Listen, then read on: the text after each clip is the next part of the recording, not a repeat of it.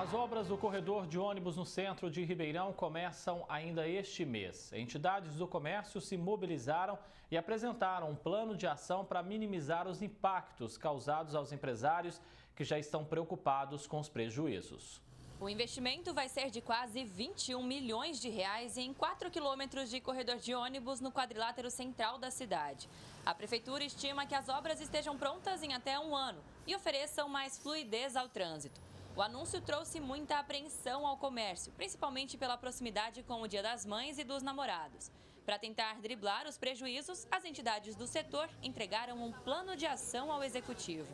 São pontos que a gente colocou como importantíssimos, que é facilitar a vida de quem vem e de quem vai e vai passar pelo centro, seja o morador, seja o comerciante que tem que abrir sua loja, o comerciário tem que vir trabalhar. Então a gente sabe que a economia na área central é um segmento ainda forte na cidade, comércio e serviços é um dos setores que carregam a economia de Ribeirão Preto. E a gente vê com muita preocupação que essa obra vai ser iniciada agora no mês de maio. E a gente ainda não recebeu nenhum cronograma. Basta um aumento do diálogo, que é o principal que nós estamos pedindo, né? Nós estamos mostrando um plano de ação, mostrando alternativas que possam ocorrer diante das dificuldades que possam ocorrer. E a gente quer simplesmente ser ouvido, abrir esse diálogo. Nós estamos num momento muito delicado das nossas vidas, pós-pandemia, com uma economia ainda se organizando, governo novo, enfim. Nós temos vários problemas. Nós não podemos agora cercear o corredor, o corredor coração do centro comercial, onde Ribeirão Preto tem muitos empregos aqui e nós tiramos todo o nosso sustento. O corredor de ônibus vai ser implantado em endereços muito movimentados do centro da cidade. Nas ruas Visconde de Inhaúma, aqui na Barão do Amazonas, na Florencio de Abreu e na Lafayette. E nas avenidas Jerônimo Gonçalves e Francisco Junqueira. Todo o asfalto vai ser retirado e substituído por um pavimento mais resistente. As calçadas também vão passar por revitalização. O que nós pedimos, que seja feito um planejamento, que nós sejamos comunicados, que essa obra aconteça em dias e horários que nós tenhamos menos previsão de vendas, que é no caso no sábado depois das 15 horas, no domingo e na segunda-feira. São dias que o comércio ele fica mais tranquilo e isso vai fazer com que não vai impactar tanto. E principalmente quando for sinalizar os quarteirões, que esses quarteirões sejam sinalizados um pouco antes, para que as pessoas tenham outras ruas para ela desviar para poder chegar ao centro. Então isso é muito importante, que seja feita essa comunicação. Vai perder praticamente os estacionamentos de todas essas 4 principais ruas. Então pensa bem, nesse momento a gente tem pelo menos um lado da rua com estacionamento. Então, vai perder muitas vagas de estacionamento, vai impactar então todas as circunvizinhas, áreas circunvizinhas dessas principais artérias, e essa falta de estacionamento vai dificultar bastante a ida e a vinda. Então, é mais um motivo para a gente pensar-se em criar um leve-trás, de trazer o consumidor, o balconista, o morador, porque muita gente depende de ônibus na região central. O Caio tem uma loja de roupas na região há 13 anos e já está muito preocupado. O estabelecimento dele fica exatamente no cruzamento de 2 ruas que vão receber as obras. A pandemia não foi fácil, poucos sobreviveram, Quem teve muita estratégia, soube ter inovação, conseguiu sobreviver e não ter lucro, E agora a gente estava buscando, a retomada, buscando pagar as dívidas, muita gente se endividou com bancos, E a gente estava nessa retomada. A gente vê essa obra aqui no centro como uma segunda pandemia, E se não for pior. O histórico já não é nada bom. Os atrasos têm sido constantes em grandes obras da cidade. Isso sem contar a revitalização do calçadão, que demorou 5 anos para ser entregue.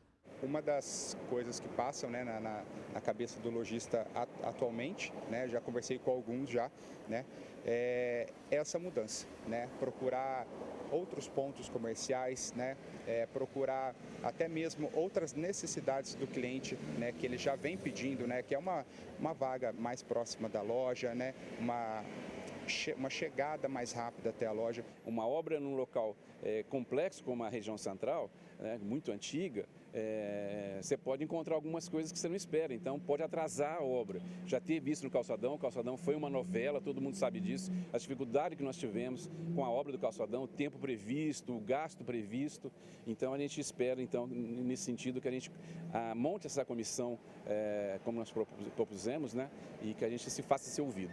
Para esse engenheiro civil, a intervenção é necessária, mas precisa ser muito bem planejada para evitar atrasos e prejuízos ao setor.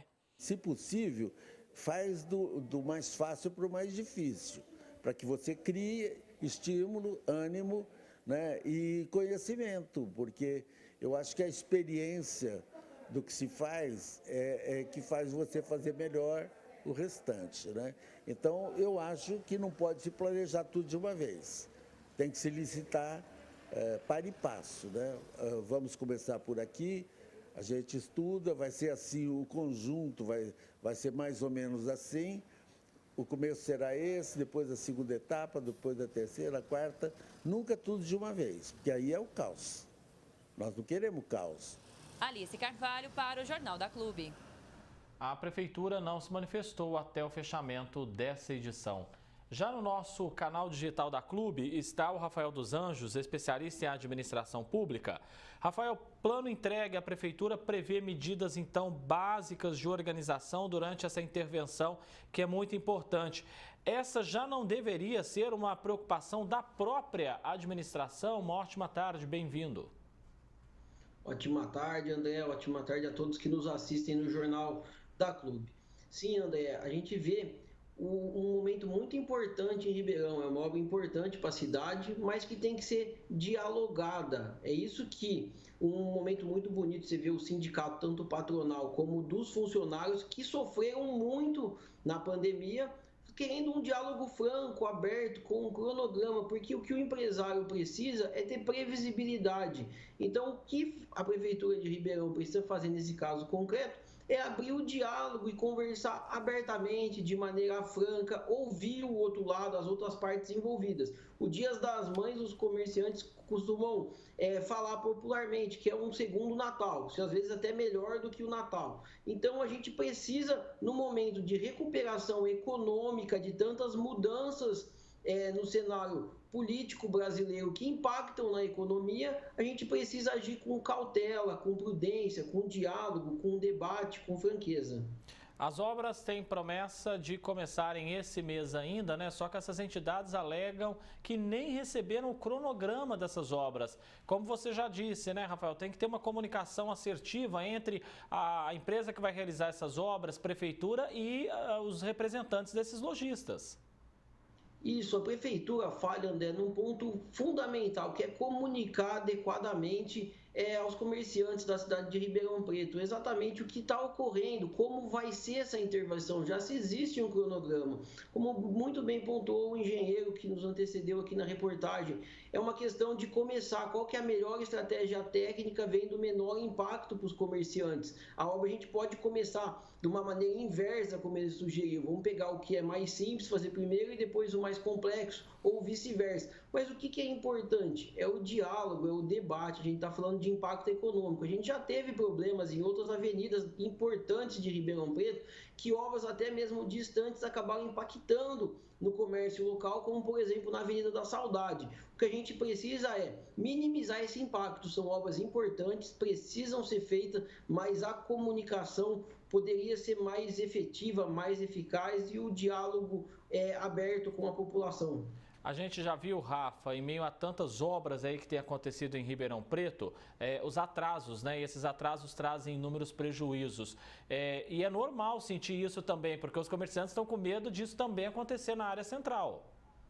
Com certeza, André, a gente precisa lembrar também o corredor da 9 de julho, uma avenida comercial importante de Ribeirão, que você viu o fechamento de diversos comércios e até mesmo o impacto no preço de locação dos imóveis, que caiu de maneira significativa. Então, a gente teve uma mudança de corredores comerciais por uma intervenção, e foi um caso específico do aumento do preço do aço, que a gente repercutiu aqui no Jornal da Clube, e que impacta numa obra. A gente sabe que é uma obra muito grande, que diversos fatores fatores influenciam tanto da conjuntura local como da conjuntura nacional e internacional que impactam no preço, na execução de uma obra que é complexa. O que os comerciantes, os funcionários das lojas estão pedindo por meio de seus representantes é justamente ser ouvido e ter um diálogo para poder se minimizar esse impacto. Ao que parece, ninguém é contra a execução dessas obras, muito pelo contrário, as pessoas estão satisfeitas com a melhora da cidade de Ribeirão Preto. A questão é a forma de se fazer isso e ter uma comunicação adequada. Sempre é tempo de se consertar o que está sendo feito de uma maneira deficitária. Rafael dos Anjos, especialista em administração pública, sempre nos ajudando, colaborando aqui com o Jornal da Clube. Um abraço e até a próxima. Um grande abraço, André, um grande abraço a todos que nos assistem aqui pelo Jornal da Clube.